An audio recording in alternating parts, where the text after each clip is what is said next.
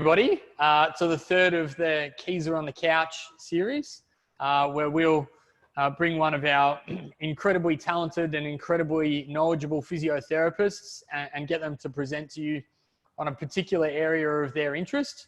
So we've had a lot of success in our first two webinars, which were on staying physically active in physical isolation. And then last week, Sam Coombs presenting on the 5 myths of running.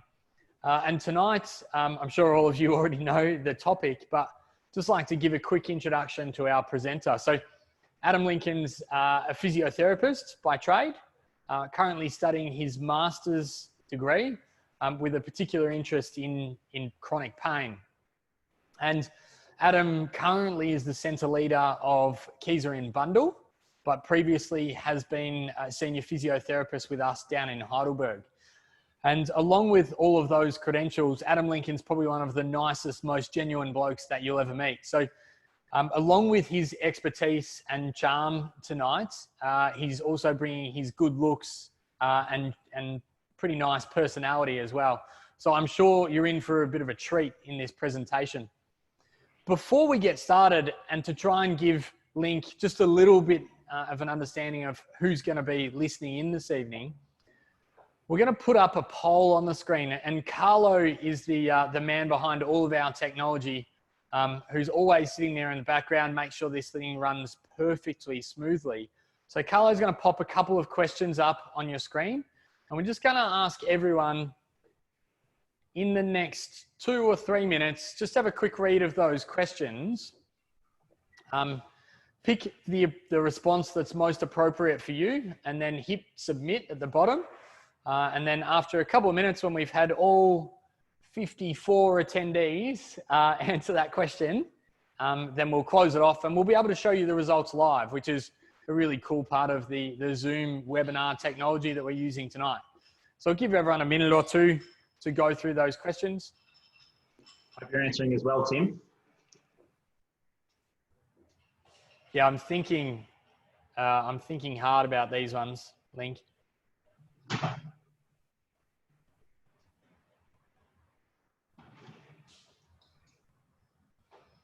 It's been really interesting, Adam, to ask these questions at the start of each presentation, and to see exactly how everybody is coping slightly differently in this unusual set of circumstances that we find ourselves in at the moment.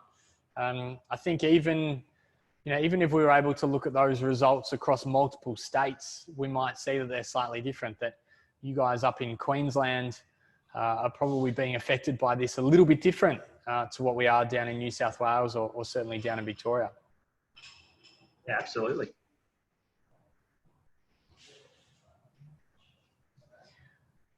So we've just hit 60 attendees for the evening. So I reckon 1 more minute of that poll being open, Link, and then we should be good to go. Now this is, as I kind of continue to give an introduction and everybody's listening, this is a really strong area of interest for you. How many times do you think you've given this presentation to different groups before? At least a handful, but like a lot of things with science, it's always evolving and there's always new information coming out and updating it and changing it and evolving it. So even though it is a topic I've presented on a number of times, it's a pretty different presentation to what it was even a couple of years ago. It's always changing. And it's a real mix of people that you've presented it to, because I've seen you present it to our team of physios and exercise scientists up here in Pymble, but I imagine you've delivered it to clinicians and to patients and to physios and GPs and a whole different group of people. Yep, and corporates as well. So yeah, wide range of people. And what I've tried to do the best I can is take really complex and scientific and physiological and statistical information and try to break it down into something that's digestible for everyone to hopefully understand. So that's the goal of the presentation. Wow, I'm sure it will be, Link. Not only are you the best looking physiotherapist in Keys of Australia, you might just be our best presenter as well, right? Carlo, on that note, can you please close off the poll and show the results, at least to Link and I, but hopefully to everyone. So hopefully everybody can see the poll results, but for those who aren't able to scroll through their screen, just a quick summary. Over the last month, my stress has been, and 65% of us said more than usual. 31% of us said the same as usual. Over the last month, my pain has been more than usual in 44% of people who responded, and the same in about a third. So certainly, by the looks of it, Link, people are experiencing a little bit more stress, and probably, as you can tell us why a little bit later on, but at the same time, they're experiencing a little bit more pain. And it's probably not surprising across the entire population to see that most people are a little bit less physically active, but there seems also to be a cohort of people who are a bit more physically active. Perhaps they've got more time, and I'll let you interpret those results, Adam. So I'm going to hand over to you at this point. Thank you everyone for coming along. If you have any questions throughout Adam's presentation, you'll find down the bottom of your screen a little Q&A function. If you type that in there, I'll try and interrupt Adam and ask a question as we go. But we'll also allow about 10 minutes for questions at the end. So if you want to ask a question, I don't get to it during the presentation, trust me, I'll do my best to get to it towards the end. So Adam, thank you for your time, and it's all yours. Thanks, Tim. Yeah, very interesting that the majority of us in this presentation this evening are experiencing more pain than usual. It makes perfect sense with what's going on in the world at the moment that we're experiencing more stress than usual. And crucially, a big portion of us are less active. So some really interesting themes to come out of the initial poll. So I suppose the purpose for presenting tonight, one moment. There we go. All right, so I suppose the why behind the presentation tonight is there's a lot of people and a big portion of the 60 of you joining in tonight who are experiencing more stress and more pain than usual, and it's probably not a coincidence. So my goal for tonight, like I said, is in really digestible form, try to give you some of the physiological reasons why and make that connection between the stress that we're experiencing and potentially changes in our symptoms. And then, of course, ultimately discuss what we can do about it and give some tips and advice to get people moving in the right direction. So at the moment, we've got an unprecedented pandemic going on that's had huge ramifications across all of our society. And what the experts are predicting, simply put, is there's going to be basically 4 waves to this. And it's not just about the coronavirus itself. This first wave we're experiencing at the moment is pretty full on, and around the world we're seeing a lot of people in ICU and unfortunately passing away. And that's the first initial hit that we anticipate. Now, the second wave is the impact that all of our resources being directed towards coronavirus patients, all those resources being directed into one area means people with other urgent conditions may not get access to the care that they normally would. So it's expected that there'll be a second wave of wider health ramifications based on that. Now, the third wave, and this is relevant for a lot of our Keyser clients as well, people who have chronic conditions, their care is often being interrupted at the moment, whether that's because they can't access their normal gym or their normal treatment that they need. And at some point, that's likely to catch up with them and have a spillover effect on their health. And the fourth one, probably the one that impacts the most of us, and one that clearly the government is really concerned about, releasing a huge package to support mental health support moving forward. And that's the psychological trauma that we're anticipating as a result of all that's happening at the moment, the mental illness that is potentially associated with that, the huge economic impact this is going to have on our society, and psychological burnout. So some pretty sad and dramatic possibilities are ahead of us. But as a physiotherapist, probably 2 that I'm really concerned about on a day-to-day basis that I want to add to this table is, 1, deconditioning, because there's a lot of people, as highlighted in this group right now, who aren't as active as they normally are, and really quickly, as human beings, we lose our condition when we're not active, and no one is immune to that. And secondly, because of its link with deconditioning and also the psychological impact and the stress and the huge ramifications of this whole process, I would anticipate as a physio that throughout this journey and on the other side, there'll be an increase in people experiencing pain as well. And the results of the poll suggest that as well within this group. So that's why this presentation is going to be presented tonight. So we're going to touch on a little bit about what is pain and how the pain system works, a little bit about stress and that system, what's the relationship between the two, and then, like I said, what can we do to manage it. So I want to start by introducing a study that was published a couple of years ago, a really interesting study where they tracked a bunch of people who have back pain. And what they wanted to see on a day-to-day basis, what are the activities or triggers that worsen people's pain? So they wanted to look at things like bending and lifting and sitting and standing, all the things that people associate with potentially having a sore back. And it was really interesting what they found in this study. The number one predictor that they found that increased people's back pain was prolonged sitting. So in this study, they defined that as sitting for longer than 6 hours. So again, very relevant for us at the moment, a lot of us working from home and maybe not being as active as we normally are. And racking up more than 6 hours watching Netflix is pretty easy at the moment.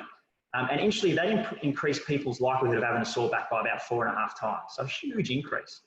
Now, what you might think is maybe lifting or bending or twisting or running or activity might be the second trigger that increases people's back pain.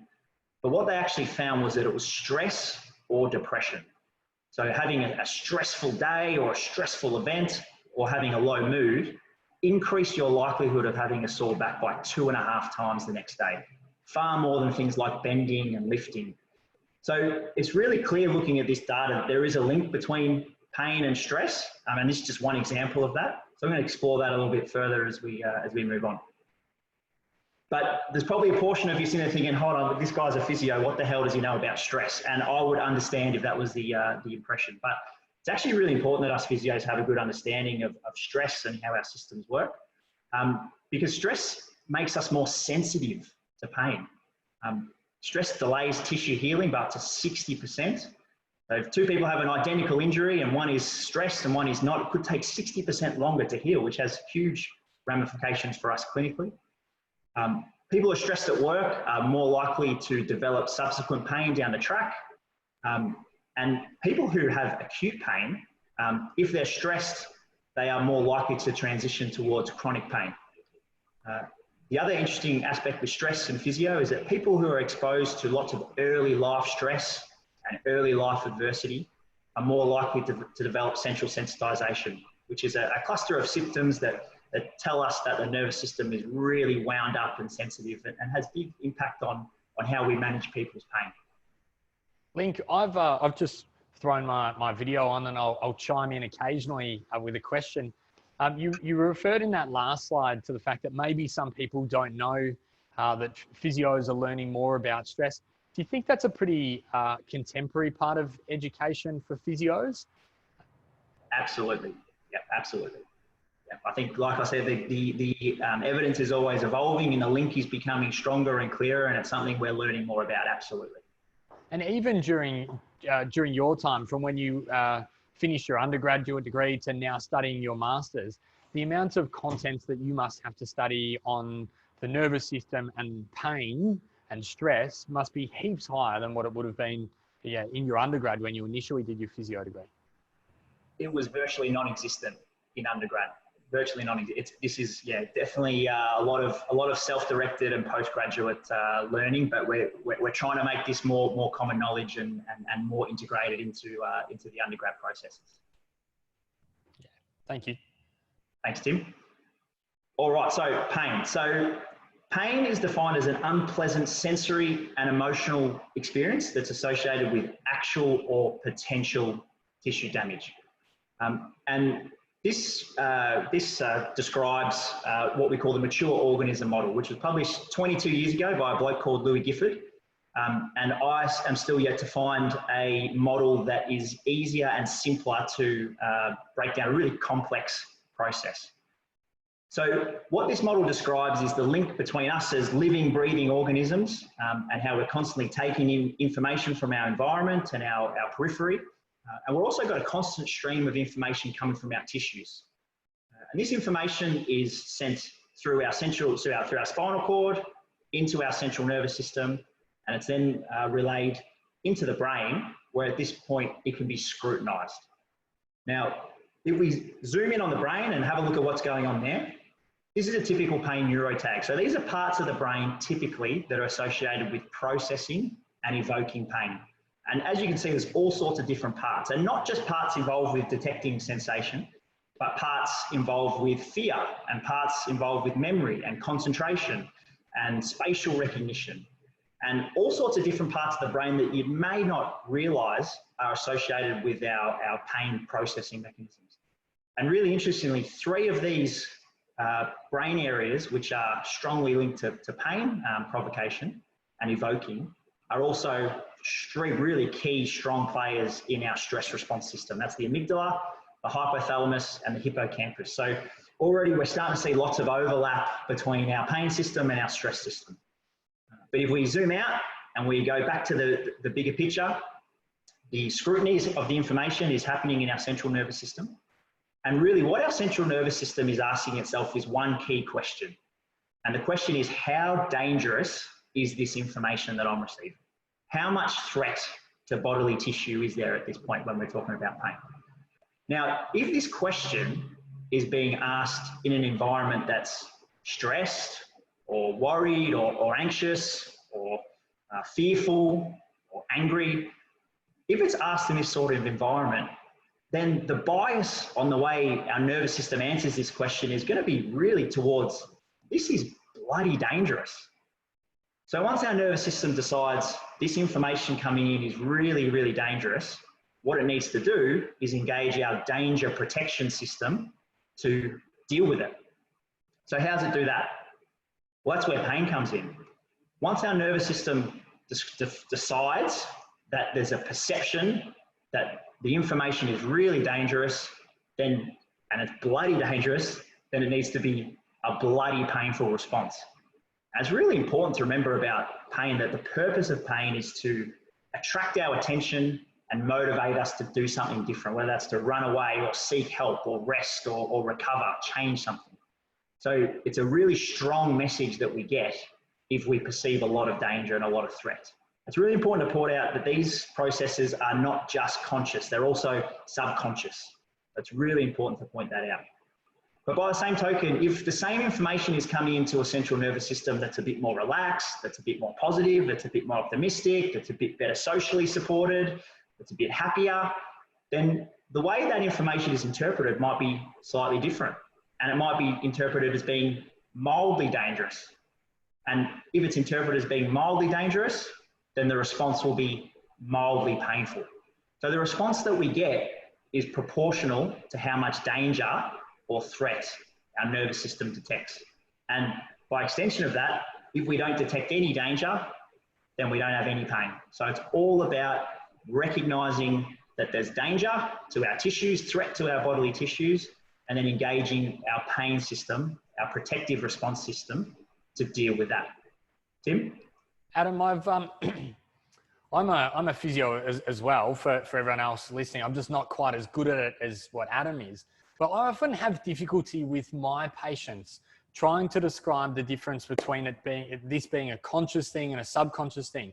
And you mentioned it just before, and I was just wondering if you could kind of unpick that thread a little bit for us and give us a bit more detail about the interplay of those two things.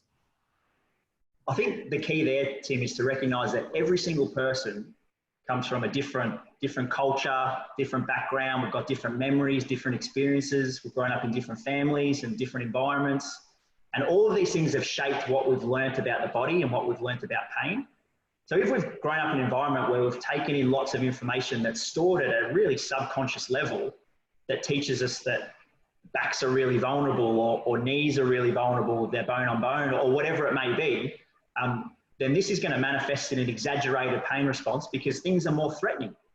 So it really is, it's about what we've learned across the course of our whole lives and all the experiences we've had and all the memories we've formed that helps shape the way we perceive a dangerous situation and then shape the way we evoke a painful response. I think one of the best stories that you've told me before is about, you know, two 4-year-old kids who go running across a driveway and they both fall over. And one of the kids, they both scrape their knees and they're bleeding. One of the kids, their mum comes over and rubs his knee off and says, all right, go back to play. We'll sort that out afterwards.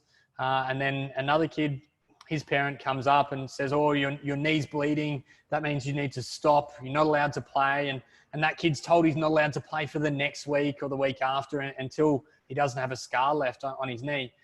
And that for me was a really useful story that kind of stuck in my head to make me realize how those early childhood experiences can then play on, you know, those two 4-year-old kids. One of them gets injured, or they both get injured at work.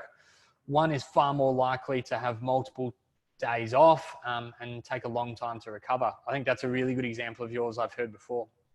Perfect example, Tim. Well put. Well put. Thanks, mate. All right, so we've touched on the pain system.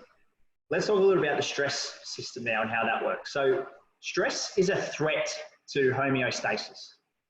And homeostasis is basically the minimum level of functioning that we need as human beings to survive and stay alive. And when challenges come into our life, our body has to engage different systems to deal with that stress.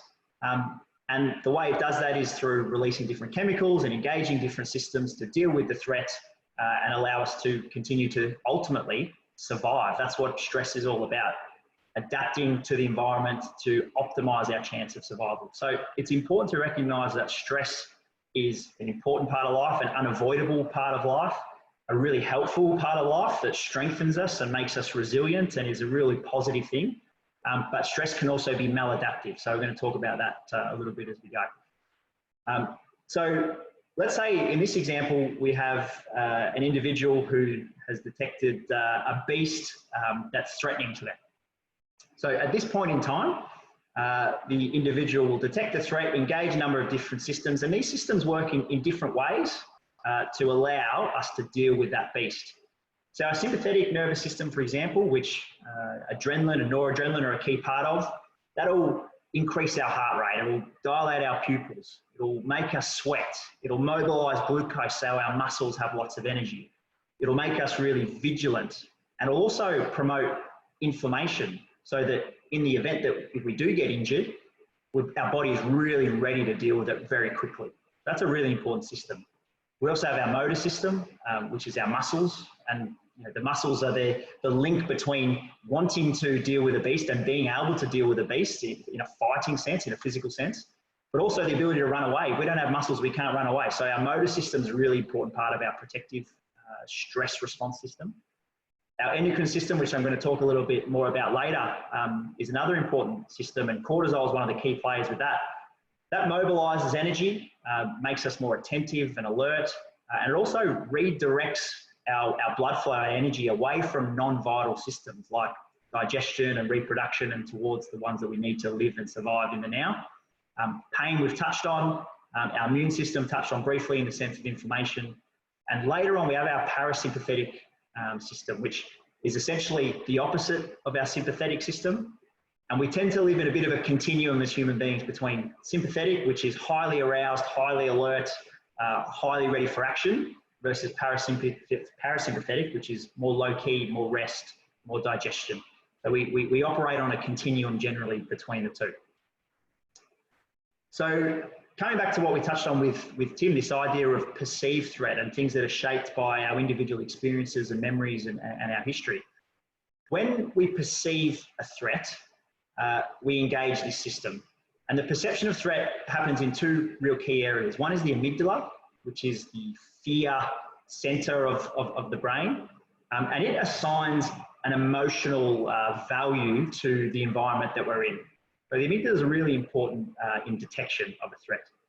The other key part is the hippocampus, which is involved with things like memory and learning. It's also quite an emotional part of the brain, and it receives information and projections from other areas that when the hippocampus detects a threat, as well as the amygdala, these two work together to communicate with the hypothalamus. And once that message is sent to the hypothalamus that we're in danger, it's game time. And our hypothalamus releases CRF, which is a hormone which acts on our pituitary gland to release ACTH, which then acts on the adrenal cortex to release cortisol, or GC, which stands for glucocorticoids. So this is called the Hpa axis. And it's important to point out this is an evolutionarily really important system that works wonders to deal with stress. But the way it works best is when we have a beast, for example, that we can deal with, and then we run away from, and we retreat to safety, and then our system can reset and replenish and recover. So this top line here, this graph, what this describes is a detection of a threat. Our system is highly alert and highly aroused. We deal with the threat, then we reset. We have plenty of time to recover, and then we go again, and we're stronger for it. So the key to this is intermittent stresses that we deal with and we are able to escape from. And a really important thing to point out about stress is stress doesn't just have to be from a physical threat. It can be a psychological threat, it can be a social threat, it can be a financial threat. Anything that threatens your well-being or your safety or your status as a human can be determined as stressor. Tim? And Link, is our response pretty similar, whether it's a physical or a financial or a perceived threat? Yeah, exactly the same. So our system doesn't differentiate between what sort of stressor it is. Once we've decided or detected that there is a threat, the system engages the exact same way. So to use a really simple example, I could have the same response to back pain that I might have to the perceived threat from coronavirus or the perceived threat from an animal if I was out in the wild. Correct, Tim. Correct. Yeah. The system will engage the same way. And the more threat we detect, the more the systems will engage. And our systems are quite individualized. So different people, based on, again, their upbringing and their experiences and what they've been through, will engage different systems in different ways.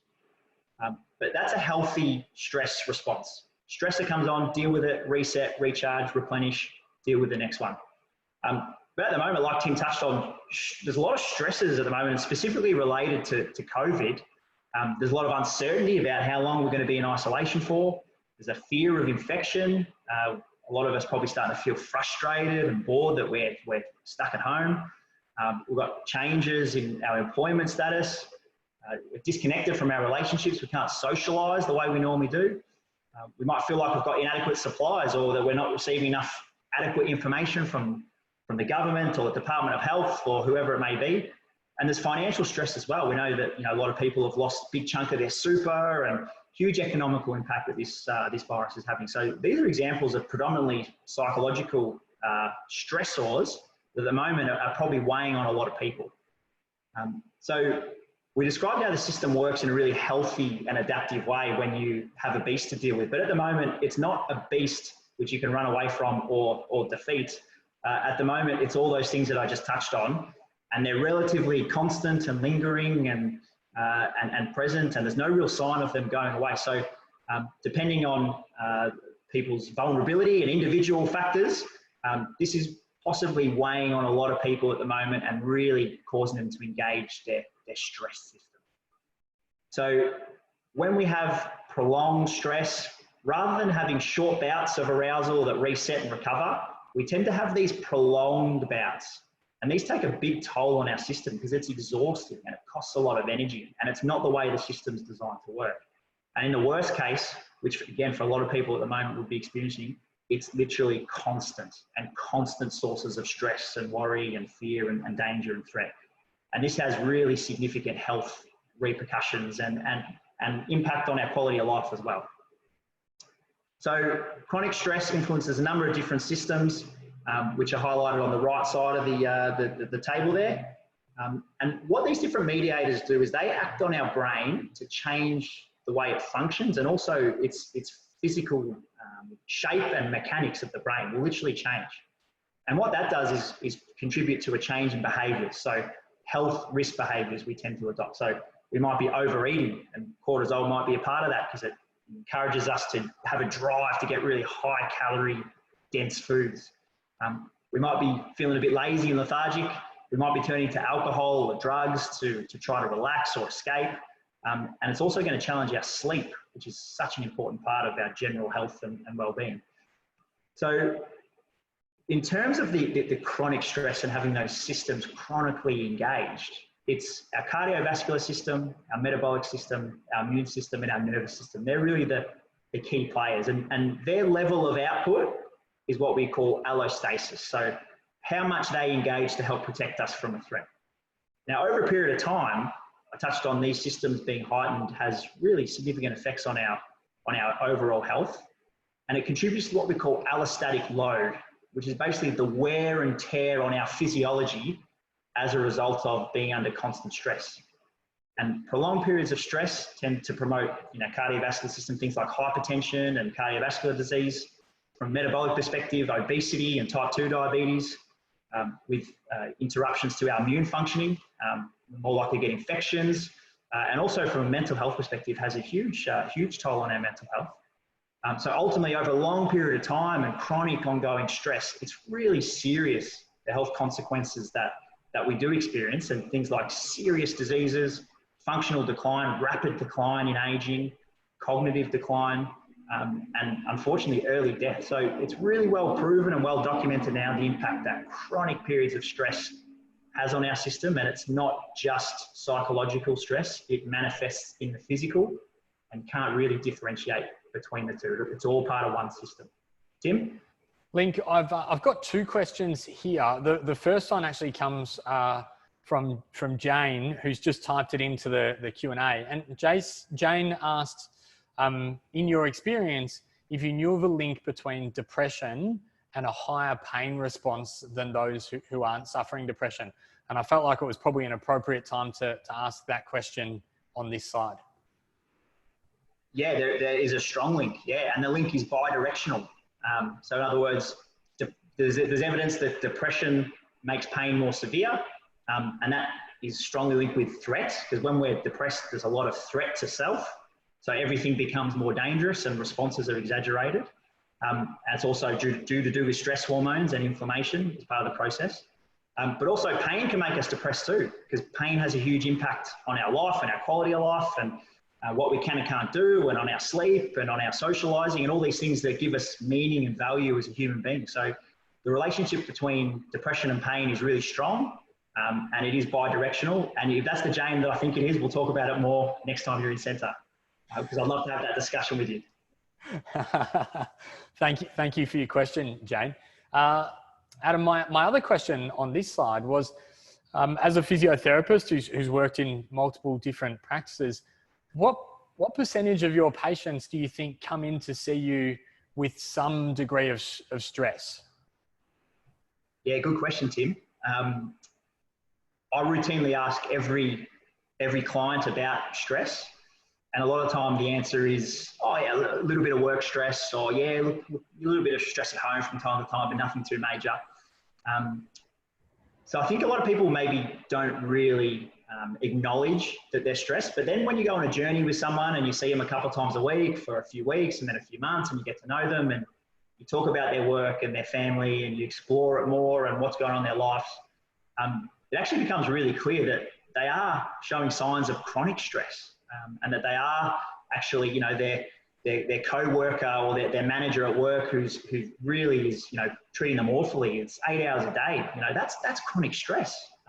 Or their daughter is, not behaving at school and being a nightmare on the weekends and being a disruption to the family. That's chronic stress. So I think a lot of people probably don't recognize their stress, but it's really powerful when you go on a journey with someone and you start to unwrap these things and you highlight it for them and educate them about it. And it's a really powerful step in their process of A, understanding it, which always helps, and then B, addressing it holistically to try to get them feeling better. I suppose the alternative to that question is, does anyone ever come into the clinic and say, I know that my stress is making my pain worse? Does anyone come in with that understanding? Way less than actually reality is, way less. But there are definitely, there is a proportion of people who present who absolutely can recognize that stress plays a role in their symptoms. Absolutely. Yeah, thanks, mate. And I hope that answers your question, Jane. I'll give you a couple more minutes before I interrupt again, Adam. All right, thanks, Tim. So good segue, actually, because I'm about to talk chronic stress. What are the symptoms? How do we pick chronic stress? And this is from the Mental Health Organization. So Signs of chronic stress, things like feeling constantly worried or anxious, feeling overwhelmed, difficulty concentrating, mood swings, irritability, difficulty relaxing, feeling depressed, having low self-esteem, changes in your appetite and eating habits, changes in sleeping habits, like I touched on, turning to alcohol or drugs, aches and pains, and muscle tension's a big one. And a lot of people will say, yeah, my muscles are super tight. And when we actually, as physios, look at those muscles, they're not actually tighter than the next person's, but they're really stressed and they're constantly tense and wound up really tight. So a lot of people don't recognize that. Diarrhea, tummy disturbances, which makes sense given stress diverts resources away from non-essential systems like digestion. Feeling nauseous or dizzy, loss of sex drive as well. So if you are experiencing a number or some of these symptoms, I would strongly recommend you speak to your physio, speak to your GP, speak to your psychologist. They'll know who's appropriate to refer you to, or what are some strategies you might be able to implement to help you tackle chronic stress. So it's really important, if you recognize these, seek help, seek advice. So we'll move on to now to stress and pain, and what's the link between the two. And cortisol is a big player in that. So I want to start off talking a little bit about what cortisol is and how it works. So it's a hormone. It's produced in the adrenal cortex of the kidney. And its role is to promote arousal. So in the morning, before we wake up, cortisol levels start to rise. They peak about half an hour after waking, and that makes us alert, energetic, motivated to get out and do stuff, and really keen to push on with the day. Throughout the day, it also maintains blood glucose levels, and cortisol gradually declines as the day goes on. So that's during what I call slow time, which is just your mundane homeostasis, low baseline cruising along. Now, during go time, when we're under stress, cortisol is released relatively quickly, but it peaks about 15 minutes after the onset of a stress or a challenge, and then it remains elevated for a period of time. And what cortisol does in this context is it mobilizes glucose, so we've got energy for our muscles to fuel and move. It suppresses non-vital organs, like I've touched on. It makes us really aware and focused, and it motivates us to do something, or to escape, or to seek help, or whatever. It's a very motivating, make us go and do something. It's a potent anti-inflammatory, which is a really important function that it has. It helps create fear-based memories, because as humans, for us to survive, it's really important that we remember if something's dangerous or something's awful or highly emotional. And cortisol plays a role in committing these memories to our memory so that we can avoid dangerous situations in the future. And it also works with oxytocin to inhibit pain in the short term, because in some instances, it's not biologically advantageous to experience pain, even though there might be some threat to tissue. So cortisol plays a role in that. But when we're under long-term stress, all that's thrown out the window, and cortisol just doesn't work. It fails to function. So it actually becomes pro-inflammatory. So rather than modulating our inflammation and keeping it at a steady, stable level, it makes it worse. And inflammation has really detrimental effects on the health and function of our tissues long-term. It's less effective in the morning, so it doesn't give us that urge to get up and go like it should when we're feeling happy and healthy. It's linked with depression. It's linked to weight gain. It makes us a bit foggy in our thinking and unclear in our problem solving, and also interrupts our short-term memory. It's catabolic, and this is a really big one for Keyser clients, because we all work so hard to keep our muscles strong and healthy, and unfortunately high levels of cortisol actually eat away at that muscle. So it's really important that we try to modulate cortisol levels, and it disrupts our sleep as well. Sleep is a time where as human beings, we're really vulnerable because we're unconscious. We are completely non-alert to the world. So it's really important that we feel safe to go to sleep. And if cortisol's up, it means we're feeling threatened. So it's hard for our systems to shut down and actually go to sleep. And this was a study published just recently where they looked at cortisol levels in people with chronic low back pain compared to people who don't have chronic low back pain. And what they found was really interesting. Consistently throughout the day, in the red graph there, people with chronic back pain had higher cortisol levels all throughout the day than those who didn't. Now that's got implications, because what it tells us is that people with chronic back pain may have higher stress hormones chronically in their system than those who don't have back pain. And also tells us that stress may be playing a role, and these stress hormones may be playing a role in this person's chronicity and their ongoing nature of their pain. So it's important that we understand this and recognize this, and it's why stress management is an important part of managing chronic back pain. So in the example of back pain, this is a little bit about the link between stress and pain. So let's say we have a painful experience, which leads to a physiological stress response, because pain is a stressor in itself. Now, the release of those different chemicals that make us, motivated and goal-directed and seeking and helping and really driven, those chemicals can also make us feel quite catastrophic about our pain. They can make us stew on our pain, really focus on our pain, really worry about our pain. And that's a maladaptive response. So if someone, say, bends over and hurts their back, and they're thinking both consciously that, oh, I've hurt my back, but they're also thinking subconsciously, shit, I think I've bulged a disc, and I think I'm going to end up in a wheelchair, and I think I'm going to, have damage to my spinal cord, or whatever it may be. This is going to feed into that response, which then leads to prolonged activation of our Hpa axis, that system we spoke about earlier, and cortisol dysfunction. And as we've just touched on, cortisol dysfunction leads to inflammatory processes. We lose that ability to modulate it, which is strongly linked with more sensitivity to pain, as well as depression. And all this becomes a really wicked cycle. So what we see is, a lot of the time, if people have had chronic pain for a period of time, they get a bit stuck in this part of the cycle. Tim? Link, touching on what you're just saying there about someone thinking, oh, I might have damaged the disc, or I might have done this to my back. What role does that play? Like someone's perception of what they might have injured? And I'm thinking, I'm probably down the same path you are, of the role of MRIs and things like that in back pain. Yeah, plays a huge role, Tim. It's really well documented. It's a whole other presentation in itself, but our beliefs play a really strong role in our pain experience.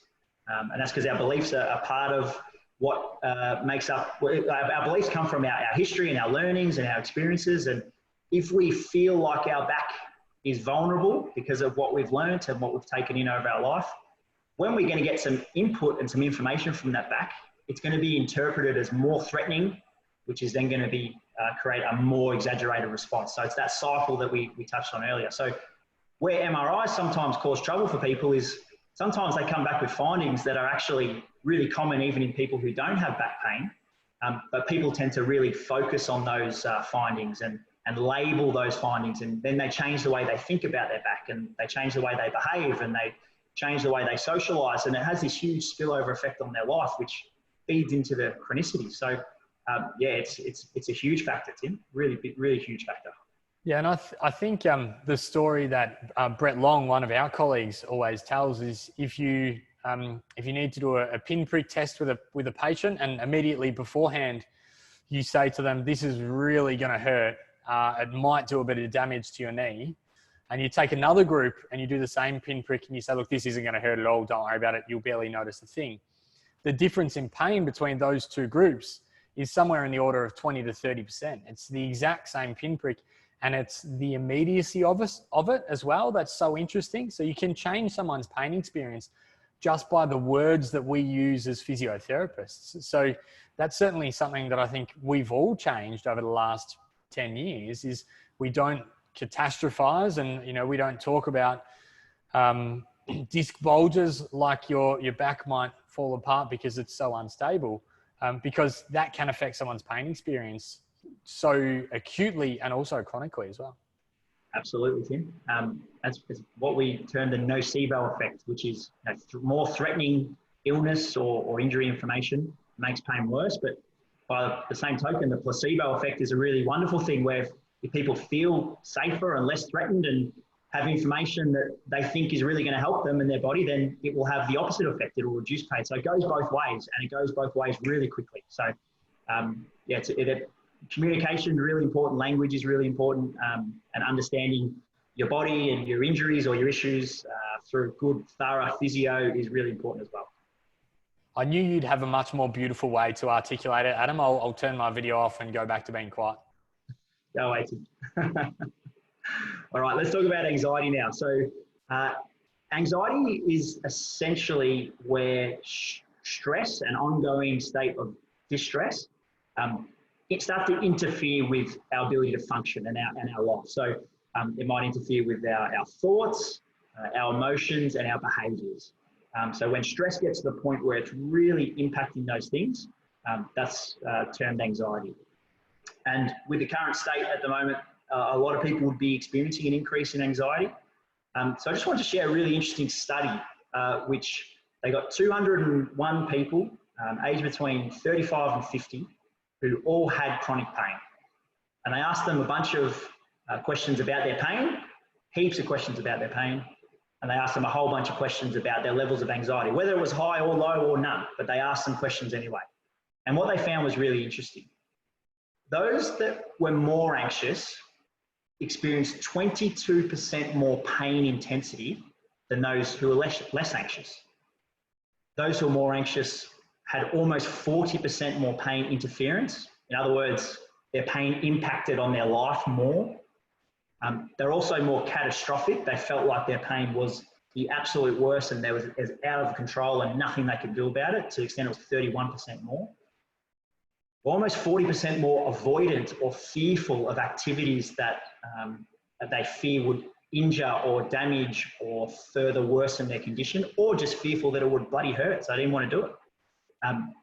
These people who are highly anxious are also 20% less mindful, which we'll talk a little bit more about later, and their sleep was 31% more impaired. So huge numbers, not small coincidental little changes. These are big significant numbers, which suggest that people who are anxious are going to have a different and more disruptive pain experience than those who are less anxious. So really important to recognize that during a time when anxiety levels are probably a little bit higher than usual.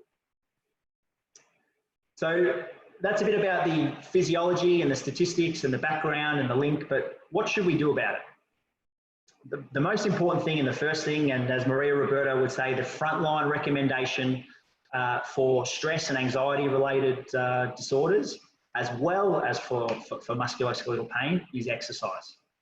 So we know there's heaps of evidence that it's effective for both anxiety and stress and pain conditions. So really important, number one, first line recommendation, people need to be exercising.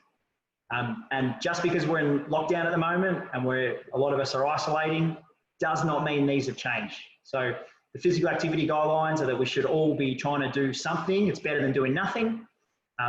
We should try to be active most, preferably every day. We need to accumulate 2.5 hours of moderate intensity activity throughout the week. And we must include a couple of strength training sessions per week. Probably underestimated in the wider community, people who are used to strength training, like a lot of our Keezy clients, who might be thinking, oh, well, the gyms are closed. I might have a break for 3 months or 6 months. And, I probably won't lose too much strength, but actually there's the potential to really lose a lot of conditioning and a lot of strength and a lot of health benefits really, really quickly. So it's really important, despite the fact that we're isolating, to continue to try to achieve the physical activity guidelines. So those who meet the physical activity guidelines, in terms of the changes that they experience with symptoms around stress and anxiety, I touched on how it's an effective tool.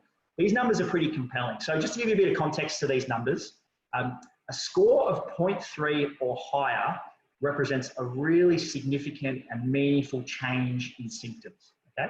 So if we look at people who exercise, it improves their PTSD symptoms significantly. It improves anxiety symptoms really significantly. It improves depressive symptoms. Now, the biggest impact it has from a psychological perspective is on their stress levels. 1.08 is a gigantic effect size. So exercise helps for stress. And as Maria Roberto would say, exercise burns our excess cortisol that we've got in our system. It helps us feel a hell of a lot better and manage our stress. It also improves our sleep. We know exercise improves sleep quality and quantity to a really meaningful level. And also the added benefits of improving our body fat percentage and our waist circumference. So, You can see there, all of those different measures significantly improved by meeting the National Physical Activity Guidelines and exercising regularly. So great benefits to be had from stress and anxiety perspective from being active. And that's why it's the #1 recommendation. So for those of you who don't know, Keyser is open at the moment. We are operational. So one-on-one consultations with your physio or your EP or your exercise scientist. Unfortunately, the independent training, we can't do at the moment. We'll wait for guidance from the government on that, of course, and when it's safe to do so. But it is important that everybody knows and understands that we are open. So speak to your centre if you are interested in coming in and doing some training, because we all need to find a way to be keeping up our strength training during this period. No excuses. Tim? Link, I think it's worth making the point there that the government now recommends how important not only physiotherapy and exercise physiology are, but how important looking after these chronic conditions that we're talking about are. And coming back to your very first slide when you talked about the second and the third and the fourth waves of problems that this type of situation creates, the reason that as an allied health business that we are still open, and as physiotherapists we're still seeing people, is to try and look after all 66 people who are listening tonight and help them through this process. Link, I've got a couple of questions as we move to the last couple of minutes. I just thought that there was two around more specific conditions. One was autoimmune conditions and being able to control the flare-up of autoimmune conditions. And then the other one was about CRPS and fibromyalgia. And you and I reference back pain quite a bit because it's something that's an easy comparison to be able to make. But I was just wondering if you could talk a little bit about stress and pain in those type of little bit more specific complex conditions. Yeah, so I touched on at the very start, very briefly, about central sensitization. These are huge topics. But just really quick, in terms of fibromyalgia, fibromyalgia is a condition that comes under the umbrella of central sensitization. So where our nervous system is really hyper-excitable and hypersensitive. So for people who have fibromyalgia, often it is preceded by a period in their life when they were very stressed or had prolonged stress. And this sensitizes their nervous system and it sensitizes their stress response. So that makes them really sensitive to changes in lifestyle or sleep or diet or stress, whatever it may be. Subtle changes and imbalances and deviations from their normal can really set off an exaggerated stress response and increase their symptoms. So that's in terms of fibromyalgia. Now, in terms of CRPS, complex regional pain syndrome, really good example. Basically, that's where your body responds to a part of your body as being so threatened and so dangerous that it's constantly in protection mode of it. And that's another perfect example of one that is really sensitive to stress as well. And in terms of the autoimmune stuff, again, really similar story. Anything that disrupts our homeostasis and heightens our physiological arousal, people with those sorts of conditions are going to be more sensitive to. So it's extra important for people who have those conditions that they are exercising, that they are eating well, they are sleeping well, all these sorts of things, to try to keep things in balance and keep stress under control as best they can. But they're always going to be more sensitive to it. Thanks, Adam. No worries, mate. So if you are at home and you're experiencing more pain and you might be thinking, oh, I'll wait for the government, the shutdown to end or whatever before I emerge, don't wait. There's lots of evidence that people who have severe pain, particularly chronic pain, and wait, don't get better and actually can have a big impact on them during the period while they're waiting for assessment. And it's associated with more depression and even suicidal thinking. So I'd really encourage you, if you're sitting at home, you're thinking, geez, I've got a really sore shoulder or a really sore back or a really sore knee, but I'll wait till everything passes before I get it checked out. I'd really encourage you to reconsider that. And there's evidence to show that people who have to wait 6 months or more tend to deteriorate in terms of their quality of life, they experience more pain, and it's more depressing. So the solution to that is there's two options. If you're comfortable going to a centre, we've got all the hygiene measures possible in place to keep everyone safe, and we do a face-to-face assessment. But if people aren't suitable for that, telehealth is a really viable option. And there's lots of evidence to show that we can be equally as effective as physios via telehealth as we can by face-to-face. So in terms of home training or home guidance from clinicians at Hpa, if you have pain or you're recovering from an injury, do telehealth with a physio. At least start with a physio, get some guidance. If you have a chronic condition that you need to manage, speak to your EP, your exercise physiologist, who can help guide you on the chronic disease front. Or if you're just at home and you've been a bit lazy, or you want to self-isolate, or you want some guidance, or you're not motivated, or whatever it is, and you want someone to push you from your lounge room, speak to your exercise scientist and talk about doing some assisted training at home, because we've really adapted to the huge change in the environment, and telehealth is actually awesome, and you really can work hard at home and under the guidance of a professional from Hpa. So Jane, who asked the question before, I put her through a pretty good session last week, so she'll vouch for that. So what else should we consider? Mindfulness, just really quickly on mindfulness. It's often considered a bit airy-fairy or a bit abstract or a bit left field, but it's a really good option for people to help them calm their system down, spend less time in that really aroused state and more time settling down. So in terms of the research, it's got a large effect on reducing stress in people who are healthy. It's got a moderate effect on reducing anxiety and depression, and moderate might sound modest, but moderate in science is actually a huge change, and moderate effect on improving quality of life. So just meditating a few minutes today or a day, or finding whatever your mindful outlet is, can have a really positive impact on your life. And in terms of specifically for people with pain, it's proven to reduce pain. It modulates cortisol levels, and it helps people sleep better. So again, more real positives from mindfulness. That's why it's another recommendation. Basically, Link, I just want to interrupt there and ask the question of, do you have a mindfulness practice? I heard that you went for a jog this afternoon, so you've got a physical activity practice. Do you have a mindfulness practice? I do, mate. I do. I think it's important, Tim, like all of us at Hpa, we practice what we preach. I'll share with you. So smiling mind I use. So I've done 400. Oh, that's fantastic. That's impressive. Gee, you're using it a bit too. 56 hours. So I practice what I preach. So there you go. So I do have a mindfulness routine. Yeah, good on you. So you're looking after your physical health and looking after your mental health. Good on you, Link. We all should be, mate. We all should be. And so basically coming back to the mindfulness, it helps shift us away from the heightened alert and arousal and tension towards more calm and relaxed and vegetative, helps us get to sleep and have that downtime, which is really important. But also changes the structure of our brain. And we won't go into detail of all these different brain areas, but these are all areas that have been proven to have structural changes as a result of mindfulness practice. And a lot of these are associated with pain and fear and mental health and quality of life. So real structural changes in our nervous system from mindfulness practice, which is why it's a strong recommendation. So other tips, exercise and mindfulness I've expanded on, but it's really important at this time. We're prioritizing good sleep, regular sleeping hours, regular sleep routine, all the basic stuff like, no caffeine after 2 o'clock and that sort of thing.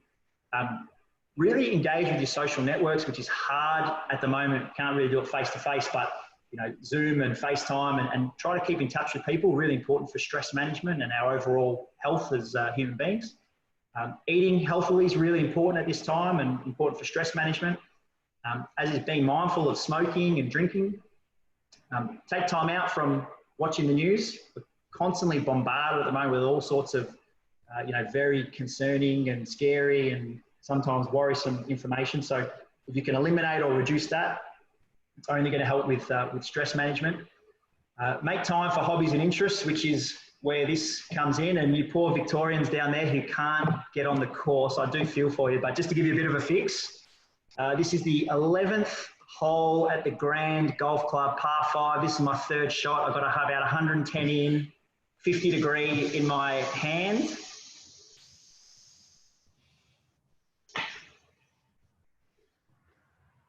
Pure. And knocked it to about 3 feet for a tap and birdie. So And missed the putt. Any truth in the missed the putt? No. Okay. Walked off with a birdie. So that one's in there for Ben Enser, Rory Alexander, and my mum. So a little bit of golf fix for you guys. And then finally, if you are, I can't stress enough, if you are experiencing those symptoms of chronic stress that we spoke about earlier, speak to your physio. They'll know to direct or refer you on if it's necessary. Speak to your GP or speak to your psychologist, because it's important, not just for your psychological health, but for your physical health, for your well-being, for your longevity, to speak to someone about and get some strategies to address it. Well, we could watch it again, but we'll move on. So just very quickly to summarize, some of the similarities between pain and stress and the overlaps of the system. The brain is the ultimate driver in both of them. The brain detects threat and makes all the decisions around both pain and stress all the time. Both systems are evolved to protect us and promote survival. They're both more about perceiving a threat rather than actual threat. Both heavily influenced by biological, psychological, and social factors. If not used well, if these systems become maladaptive, it leads to really poor health and quality of life. And both of them respond really well to exercise, to mindfulness, to positive lifestyle changes, and changing the way you think or perceive the world or your body or whatever it is that's relevant. So if you're experiencing ongoing chronic pain, it's really worthwhile sitting down with your physio and unpacking what your beliefs are and being really honest about it and having a good open discussion and being open to changing the way you think about your pain and your body, because it really can change your pain experience. So take homes, just because we're spending more time at home does not mean you're excused from meeting the guidelines. Find a way to do those 2 strength sessions a week. Find a way to get the 2.5 hours in across the course of the week. Speak to your Hpa clinician about getting some guidance with your exercise if you haven't already. And I'm putting that there twice. Go back to number 2 and do it if you haven't. It actually is really important just to have some guidance and some supervision and some structure to what you're doing. Mindfulness, again, a really valid tool for your mental health and pain. And then finally, again, it's very deliberate that I put this in here a number of times. Speak to your GP or psychologist about an individualized plan if you are struggling to cope with what's going on at the moment and you can relate to those symptoms of chronic stress. So thanks all 66 of you, and thanks Tim for tuning in tonight. My contact details are there if anyone wants to get in touch, as well as a link to the rest of the upcoming webinars which we've got coming up. I'd also like to mention and thank Maria Roberto for her input and help with this presentation tonight. So thank you everyone. Thank you very much, Adam. It's so obvious how much time you've put into that presentation, but also how much passion you clearly have in this area, which is really complex and difficult and hard to navigate as a health professional, let alone as a patient. So thank you for putting so much effort into it and so much detail into that presentation. We've got a couple of questions. I know we've run a couple of minutes over time, but I am conscious of the fact that 2/3 of us at the start said that we were feeling a little bit more stressed than normal. So Adam and I aren't in a rush. We're going to get through these couple of questions. One of the questions that we got here was, oh, hold on. I'm just skipping past a few of them. How do we best prioritize our daily activity at the moment, Link? And I think that's in reference to, being able to working from home and maybe having to look after kids, the routine just being completely thrown up in the air. Yeah. Well, I think that's a very individualized question, but the general answer would be structure. Have some structure. Speak to your physio or your EP or whoever it may be to give you some guidance on, for you, what days could you be doing what and where might you fit it in. Get some structure, put it on the fridge, tick it off each day when you've done it. I think structure and prioritizing it is really important at a time like this, because particularly if we're working from home, it's easy to sleep in and, we don't have to commute and laze around and get distracted with this and that. But if we have that structure in there and we really stick to it, I think that's the best way to be accountable at this point in time. Yeah, I think you're right, Link. A couple of weeks ago, we did a presentation on here about managing your physical health specifically during social isolation. And it always just comes back to a routine. Like we all are completely disrupted at the moment, and there's not much that we can do about it. And it's going to last some period of time. We don't even know how long. So it's about finding a new routine that does work. So if you used to catch a train or a bus to work, and then you walk to the office, and now you're working from home, well, the first thing that you should try and do in the morning is replicate that small little walk. It might be a walk to the end of the street. It doesn't mean a 35-minute walk, around the block up the hills. It just means trying to replicate what you were doing before.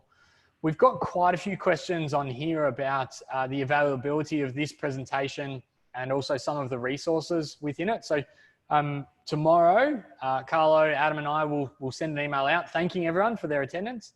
It'll have this presentation in it. It'll have a link to the apps that Adam's mentioned. And we might have a chat to Maria and a couple of other psychologists whom we're very comfortable and trusting in referring to. We might see if we can include their contact details as well, because we know that sometimes it's hard to know where to get started. And obviously if you need physio, you call Adam Lincoln, because you can see him, doesn't matter where you are in Australia, but perhaps getting started to see a psychologist at the moment might be a bit more difficult. So I think I've covered off all of the questions in here now, Adam.